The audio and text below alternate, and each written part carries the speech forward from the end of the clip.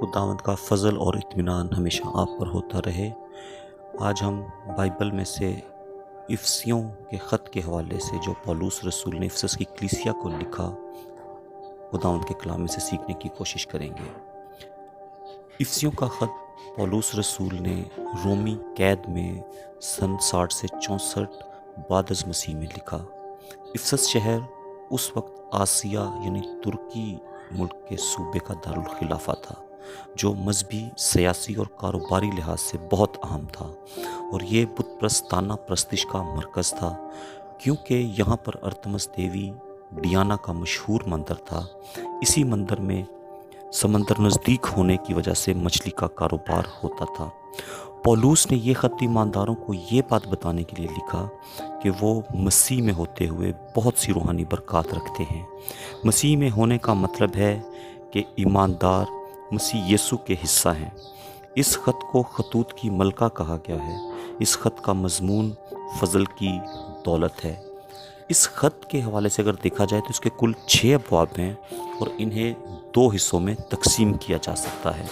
पहला हिस्सा 1 से 3 अबवाब, जिसमें पौलुस बयान करता है कि हम ईमानदार मसीह में क्या हैं, और दूसरा हिस्सा 4 बाब से 6 बाब में, क्योंकि हम मसीह में हैं इसलिए हमारा किरदार क्या होना चाहिए। रूहानी जंग में दनाई से चलना।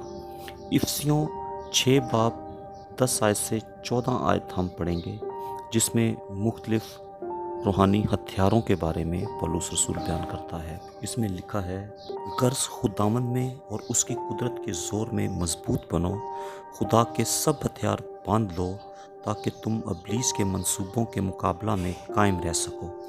क्योंकि हमें खून और गोश्त से कुश्ती नहीं करना है, बल्कि हुकूमत वालों और इख्तियार वालों और इस दुनिया की तारीकी के हाकिमों और शरारत की उन रूहानी फ़ौजों से जो आसमानी मुकामों में हैं। इस वास्ते तुम खुदा के सब हथियार बांध लो, ताकि बुरे दिन में मुकाबला कर सको और सब कामों को अंजाम देकर कायम रह सको।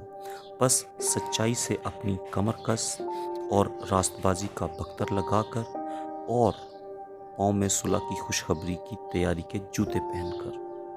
खुदावंद के कलाम के खोले पढ़े सुने जाने पर उसकी बरकत हो।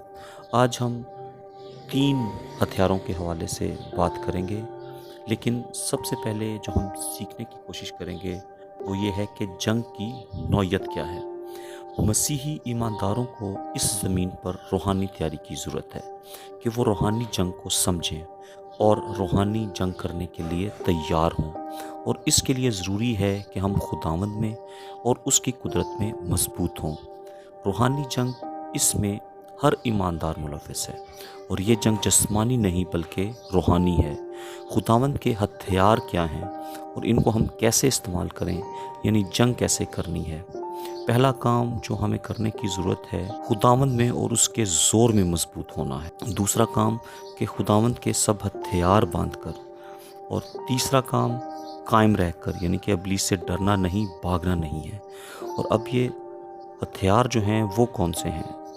ये 7 हथियार हैं, जिसमें से 5 दिफाई और 2 जो हैं वो दिफाई भी हैं, और उससे हम हमला भी कर सकते हैं। पहली बात कि हमें ईमानदार को खुदावंद में मजबूत बनना है। हमारी मजबूती और ताकत का मंबा खुदावंद है, हमारी अपनी काबिलियत नहीं। अपनी ताकत और हिकमत से इस जंग में फतह नहीं मिल सकती। अगर फौजी डरपोक है, बुज़दिल है, तो उसे चाहे जितने मर्जी जदीद हथियार पकड़ा दो, क्या वो हथियार चलाएगा? नहीं, हथियार किसी काम के नहीं। इसलिए खुदावंद में मजबूत होने की ज़रूरत है कि हम मसीह को कबूल करने के बाद क्या हैं, हमारा स्टेटस क्या है, मसीह में आने के बाद हम में क्या तब्दीली आ गई है, मेरा मुस्तकबिल क्या है। इन बातों को समझना ये मुझे मजबूत करती हैं। अब ये हथियार किसके हैं? खुदावंद के सब हथियार हैं।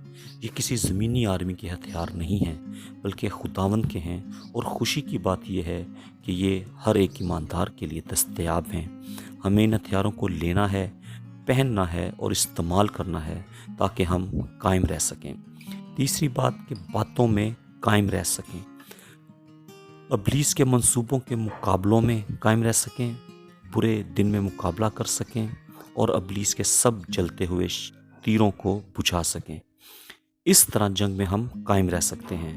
اپنی گراؤنڈ، اپنی پوزیشن جو مسیح میں ہے نہ چھوڑیں۔ ابلیس اپنا سارا اسلحہ، اپنی ساری طاقت ہمارے خلاف استعمال کرتا ہے، ہمیں گرانے کے لیے، ہمارے بچوں کے خلاف، ہمارے خاندانوں کے خلاف، لیکن ہمیں اس کے لیے تیار اور قائم رہنا ہے، اور اس کے لیے ہم ایمانداروں کو خداوند کے سب ہتھیار باندھنے کی ضرورت ہے۔ جب پولوس قید میں تھا تو جیل پر معمور قیدی کو دیکھ کر یقیناً اس نے ایک مسیحی ایماندار کے لیے روحانی جنگ کے لیے ہتھیاروں کا پہلا ہتھیار جو ہمیں پہننے کی ضرورت ہے وہ ہے سچائی کا کمر کس۔ اور آج ہم صرف 3 ہتھیاروں پر ہی بات کریں گے۔ تو اس میں پہلا جو ہے وہ سچائی کا کمر کس ہے کہ بائبل کے زمانہ میں سپاہی اپنے ہتھیاروں کو باندھنے کے لیے سب سے پہلے کمر کس باندھتے تھے، جس کے ذریعے وہ دوسرے ہتھیاروں کو سنبھالتے تھے۔ مطلب تلوار بنیادی اور اہم ترین ہتھیار، مطلب سچائی ایک ایماندار کی کمر کس ہے۔ شیطان سے جنگ میں سب سے پہلی چیز سچائی ہے، کیونکہ وہ جھوٹا ہے۔ ہمیں کس سچائی کی ضرورت ہے؟ خدا کے کلام کی سچائی، اس سے گہری واقفیت ہونا، کلام کو سمجھنا، اور خداوند یسوع مسیح جو خود سچائی ہے۔ دوسرا راست بازی کا بختر، سب سے زیادہ تحفظ دینے والا ہتھیار۔ بائبل کے زمانہ میں فوجی بختر پہننا کرتے تھے جو گردن سے لے کر کمر بند تک کے حصوں کی حفاظت کرتا تھا اور آگے اور پیچھے سے حفاظت کرتا تھا۔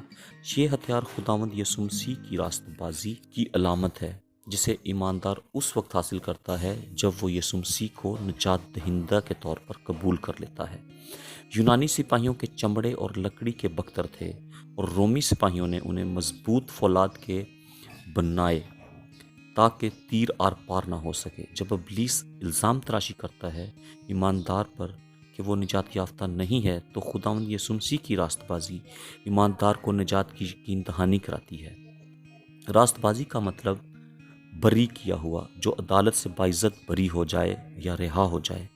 مسیح میں آنے کے بعد ہماری حالت بدل جاتی ہے، اور یہ راست بازی فضل سے ملتی ہے۔ ابلیس دل پر حملہ کرتا ہے، دل کی حفاظت کے لیے۔ ایسا نہیں ہے کہ وہ شخص جس کو بری کر دیا گیا ہے وہ غرور میں آ جائے، بلکہ وہ اقرار کرتا ہے کہ میں گنہگار تھا، میں ناراض تھا، میں لعنتی تھا، میں جہنم کی طرف جا رہا تھا۔ یہ راست بازی میری نہیں ہے، یہ راست بازی میرے اوپر خداوند کے فضل سے آئی، اور یہ خداوند یسوع کی راست بازی ہے۔ راست بازی ایمان سے ہے، یہ مسیح کے خون سے راست بازی ہے، شریعت سے نہیں۔ ابلیس ہمیں مجرم ٹھہرانا چاہتا ہے اور کہتا ہے کہ تمہارے سارے گناہ تو معاف نہیں ہوئے۔ احساس سے جرم پیدا کرنا چاہتا ہے کہ ہم مسیح کی راست بازی اور اس کی فتح کو انجوائے نہ کر سکیں۔ وہ ماضی کے گناہ ہمیں یاد دلاتا ہے، لیکن جب ہم خداوند میں راست باز ہیں تو ابلیس کے ان ہتھ کنڈوں پر غالب آ سکتے ہیں۔ تیسرا اور آخری ہتھیار خوشخبری کے جوتے۔ ان جوتوں کے 2 معنی ہیں۔ پہلا، رومی فوجی کے جوتوں کے نیچے چھوٹے کیل نما ابھار ہوتے تھے جو ان کے قدموں کو زمین کی پکڑ دیتے تھے تاکہ وہ گر نہ جائیں۔ اور دوسرا، انجیل، جو کہ خداوند یسوع مسیح کی موت، دفن ہونے اور زندہ ہونے کی سچائی پر مشتمل ہے، روحانی جنگ میں ایماندار کو قائم رہنے کی طاقت دیتی ہے۔ ہمیں ہر روز انجیل کی منادی کے لیے تیار رہنا چاہیے۔ انجیل سنانا ہمارے قدموں کو مضبوط رکھتا ہے۔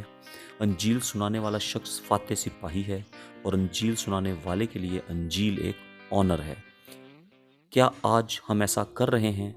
ہمیں ضرورت ہے کہ ہم انجیل کی منادی کرنے کے لیے تیار ہوں، تاکہ اس زمانہ میں خداوند کی خوشخبری کو زیادہ سے زیادہ پھیلانے والے ہوں، خداوند کا جلال ظاہر کرنے والے ہوں۔ خداوند اس کلام کے وسیلہ سے آپ کو اور مجھے برکت بخشے۔ آمین۔